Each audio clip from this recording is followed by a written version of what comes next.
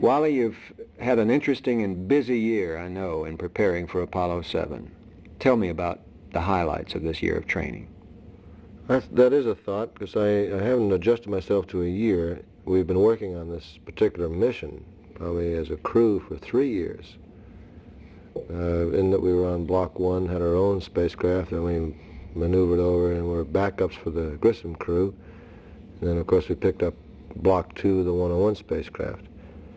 About this time last year, there were some rather intensive meetings going on to see if we could fly around March or April of '68.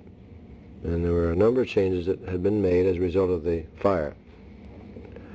And these were starting to take place, and they weren't really coming through as fast as they should have. And we found some other problems that were being straightened out as well.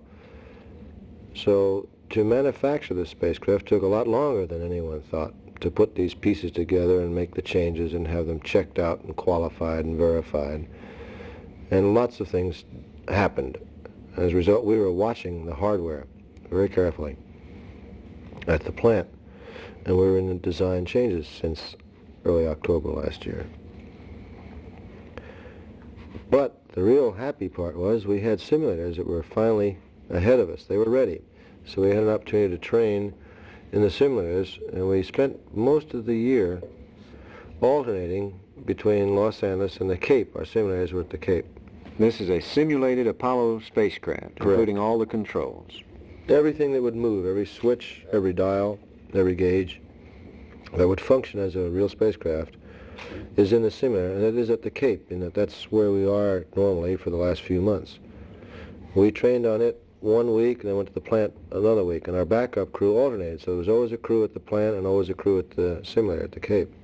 And then finally, of course, the spacecraft got to the Cape in the end of May, and then since that time we've devoted most of our time to the Cape. How do you feel about Apollo 7 and this mission?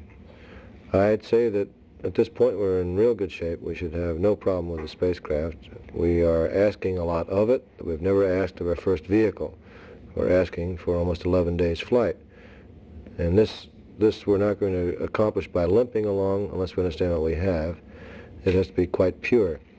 And it must be capable of supporting a lunar mission, which is what we're asking of it.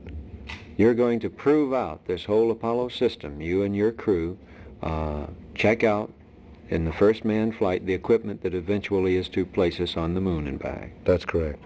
That's quite a responsibility for the first commander here. It's been a busy year. That's right. And I guess I'm less tolerant than I used to be in the past, and I'm much more demanding, if I may, only in that I feel this mission behind me. Now, in Gemini, each mission added a little bit. This one is a big one. It's a giant step, if I may, in comparison to a hop, skip, and a jump. And I guess if I were to compare Mercury, Gemini, and Apollo, I would say Mercury and Gemini might have been a hop and a skip, but Apollo is a bodacious leap. It's not a jump. It's really a long jump to the moon and back. Mm-hmm. And that's probably the whole idea of it. You've rehearsed and planned and trained so much. Do you sometimes feel that you've already flown the mission before you're really into it and on the way? Oh, in contrast, not sometimes. We know we've flown the mission. The only variable that we have to face is the zero-G time, the weightlessness itself. We have simulators that give us the acceleration simulated, the noise levels, the changing of readings, the read back to the ground of various phases of the flight, simulating the actual station passages. We've done all of these things many times. So really the only variable we have to look forward to is the weightlessness itself and a less difficult job. We always train to the worst case. If something could happen, it will happen in simulation. We cause it to happen. If, for example, a switch might not function properly, we'll have that as a simulation. If it can possibly go wrong, we'll simulate it going wrong. So in the real flight, we hope it doesn't go wrong, and it's a much easier and happier time. Wally, not to accuse astronauts of being automatons or anything, but training is really a conditioning process so that you'll react fast to all situations in a mission, isn't it? Well put. I would like to correct it slightly. Our reaction time is pretty well set in concrete. That's somewhere around a half a second for anyone. It's the response that we're conditioning ourselves to do the right thing rapidly. And this is probably the simplest way I know of explaining what we're trying to do with Man in the Loop. You can take a number of people and design a system and fly it unmanned. But if something happens that was never thought of before by those people, there's no way of making it respond. If you put a man in there who is trained and conditioned properly and understands the system, and something happens that never should have been capable of happening in the first place, he can logically follow a pattern and respond favorably and bring the system back in good shape again. I think for our listeners we might well compare it with learning to drive a car, or as both of us have done in the past, learn to fly an airplane. There are certain things about all of these jobs which need to be conditioning so that you do the right thing when the unforeseen comes along. Well, that's so true, because if you see something in the road when you're driving, you must be conditioned to turn to get out of the way. You shouldn't sit there and think, I must move my steering wheel to the left to go left, and I must move the wheel to the right to go right. That's response and conditioning, that's right. Wally, would you summarize what you'll be doing there in the commander's seat that first day? Well, from crew insertion, when we get in the spacecraft during the countdown on, we are following a rather formal pattern to liftoff. Everything has been documented, and each switch is called out very carefully and determined to be in a certain position, which we reviewed with the launch operations crew. After liftoff, every possible event that could happen, any emergency or escape path that might develop, we've practiced over and over again so we can go down this road without having to refer to any other people to help us. Naturally, we'll use everything we can get, but we're always trained for the worst case. When we finally achieve orbit, all those other little training sessions we've had in the past are history. We don't do that anymore, on that flight at least. And we're on the S-4B, the booster. But now the booster of the S-4B is a spacecraft. It's there with us. It's a craft in space, if I may. The S-4B, that's the upper S-4B. stage of the Saturn booster. Yes. Now, in the past, the booster doesn't go into orbit with us and stay with us. The Gemini, the second stage of the Titan, did in fact go into orbit with us, and we separated from it. But we didn't use it again. It was exhausted.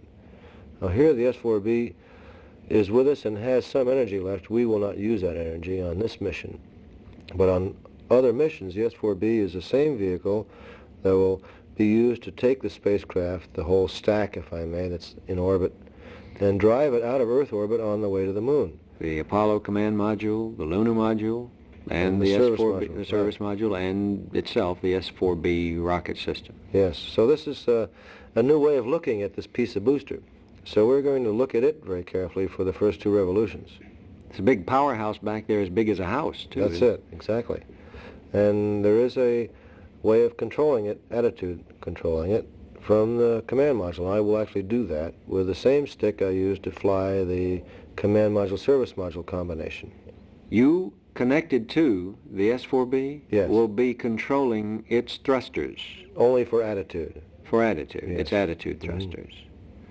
Now, you will be doing this remotely. Will this be before you disconnect from the rocket? Yes, or? before we disconnect. It's actually a wiring system that connects me to the spacecraft by selecting circuits. You won't have this capability during the subsequent rendezvous.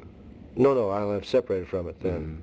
You don't have radio control back to it. It's no. a wired... No, it's the ground has some control of it. This is to test out attitude control of this S-4B. Control of it, because it's a backup mode. And Yeah. after this point of time, where we do separate from the S-4B, we will... Well, during the time we're on the S-4B, we can check the spacecraft much more carefully. We can depend upon the S-4B to take care of us in this sense. It's an attitude control system itself.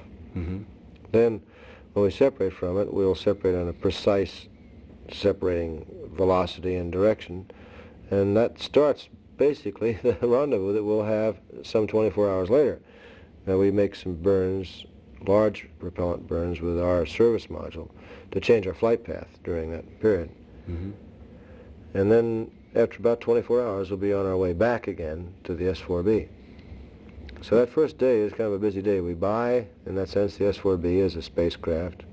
we buy the command module and the service module as spacecraft. So all three systems are being looked at very carefully. So the first day is a pretty busy day. Yes, it is. Wally, the second day will be one of your more busy days, too, with rendezvous. Rendezvous after leaving this S-4B rocket, coming back to it. What will you be doing there in the command seat? Well, what we're really trying to do on this, and I don't think it became altogether clear, we're trying to demonstrate the fact that the command module can rescue the LEM in lunar orbit. We're also trying to demonstrate that this job can be done by one man. There's only one man in the command module in these conditions. So the three of us are in there. Well, I've made Don Isley do most of the work on this, and he would be the normal one man in there if this condition existed. If it were a lunar mission, Right. He would be flying the command module. Right. Now, obviously, he can't do all of it because Walt and I can't get out of his way. So I'll stay in the left seat. Don will be in the center seat and going down the lower equipment bay where the equipment is used, the sextant and telescope. And we'll be working up his rendezvous profile, and Walt will stay in the right seat. So Don has access to the instrument panel and the lower equipment bay. And I, of course, will be involved in the braking schedule, only because I just can't get out of his way. So I'll do that part. Normally Don would do all of that. So he'll do all the navigating for the rendezvous. Well, you did the first rendezvous in American space flight. You think this one is going to be as simple? By no means. It's a very difficult one. I remember the phrase, a piece of cake. That was. Now, this one that was the Gemini 7 catching up with Gemini 6 back well, there. we were 6 catching up to 7, yeah. I beg your pardon. But the difference here is that I came back saying we must have radar for rendezvous. Well, we did get radar on the LEM, which normally would do the rendezvous. We don't have radar on the command module, and it will make a difficult job very difficult. And that's part of one of the tools we're lacking. The first LEM flight, 2 missions hence, will have that LEM and radar on it. The LEM will have the radar, and it can range on the command module. Even though you assume that the LEM isn't totally failed, well, there's not much sense in pulling a rendezvous off with men in it. Well, then this, the most important aspect of your rendezvous then is to perfect a rescue technique for That's the command correct. module. To demonstrate that we can, in fact, do that. I see. And then the rest of the mission is more or less testing systems and This so is forth. going over every system and trying every mode out that's reasonable to try out and validate that the systems are functioning properly. And I was My looking at your ballpark. Velcro. Oh, yeah. Hal Williams gave me that. Oh, You got good. any of that? I think Jack's got one, I think. But they Yeah, made them okay. up to... That looks like the old Velcro little burns. We've given up. Is it? Yeah. Nylon book. Yeah. This is? Yeah, we have very little of that now. So far, I like it very much. Yeah, It's fun. an interesting gadget. I'm waiting to see when the first time comes along that I'm going to do that. But I think Yeah. it'll catch. I think it'll catch Yeah, here yeah. without Yeah, dropping that's away. pretty good. It doesn't We tear off very- we use the same technique to keep our watches on the suits. Velcro watch? Yeah, yeah. On the outside of the Outside the suit, yeah. You're going to mount your big chronographs No, I around? mean, this won't be a flight watch. It's another watch. They'll go on the outside of the suits. About a big hoop about that. When do you take the suits off? Probably the end of the first day. In the first day, probably. This is Yeah, indeterminate. it depends on how things are going. Yeah. Okay, we'll be hearing plenty Yeah. about that Oh, without yeah. me sweating and all sorts of stuff. Actually, we'll be taking it off once we go past the 6th rev, where we have a go for the first day. We'll be taking the suits off. So it'll be about 8 to 9 hours into the flight. And then presumably resuit, and then off suit throughout the The rest of suits the are flight off until for the several duration, hours. until a few hours before retro. As Apollo 7 is completing its flight, what are the most important things you'll be looking for, Wally? Of course, deorbit, as we call it now. That's it. Yeah. The reason we call it deorbit is significant. I think Don, or was it Walt? I forget. I guess it was Walt, made a very good point of it. The Mercury and Gemini had solid retro rockets, and these were systems, if I may, that could sit passively in Earth orbit and when called upon perform. Now we're using a liquid propelled rocket, the service propulsion system or the reaction control systems of the service module, to deorbit. And these systems have been used all along. It's not a solid rocket. So in the old days, the retro rocket was a big event. Everybody was waiting for this thing to be used. Now we'll be using all these thrusters, be it the big engine or the reaction control system thrusters, from the very first day on. So the deorbit is just another maneuver. It's not a big event like it was in the old days where you'd count 3, 2, 1, retro, and everybody say, oh, I hope they burn. Well, we've already been burning them. So it's a different world. That's By then you will have more confidence in all of these engines and how they're performing. Oh, yes, that's the reason we're doing it. Because they must work on a lunar mission, or somebody's going to be staying in lunar orbit. Right. And what other really important things are you looking out for there during this return to Earth? Well, in Deorbit that case, number 1, burn. Well, we feel very strongly about having a guided reentry. This is very significant to us. The landing dispersions that would come from a lunar return are fantastic if you don't have a good computer and a good guidance system guiding the spacecraft to a predicted landing point. So this must work quite well to give us the confidence that we can get back in from a translunar flight and land in an area where the crew doesn't have to sit around for about 24 hours waiting for the recovery force. You have a complex instrument there, this EMS scroll, which is the darndest thing I've ever seen. That's the backup system, by the way. One of the backup. The EMS is a backup, that's right. You have 3 modes of really getting back down, don't you? We have the computer system, which can fly the spacecraft for us. We'll let it do that when it looks good. We have the EMS as a backup to that, and then we have the normal reverse bank technique, which we will use to back that up. One of these modes involves you holding the handle and firing a bunch of thrusters at one time, doesn't it? Oh, all 3 of these do, yeah. We don't give it to the automatic system just carte blanche. It has to earn its way in there. And we compare all the data together and see if the automatic system is working properly. And if it is, then we put it on. It's much like an autopilot. You don't just take off and throw it in autopilot. You bring up the autopilot and see how the autopilot's working. If it's working well, then you put it on autopilot. But you don't believe the autopilot is better than it is until it's justified that it's doing its job properly. Thank you very much for talking with us, Right. Captain Wally Schirra, captain of Apollo 7. Thank you, Rhett.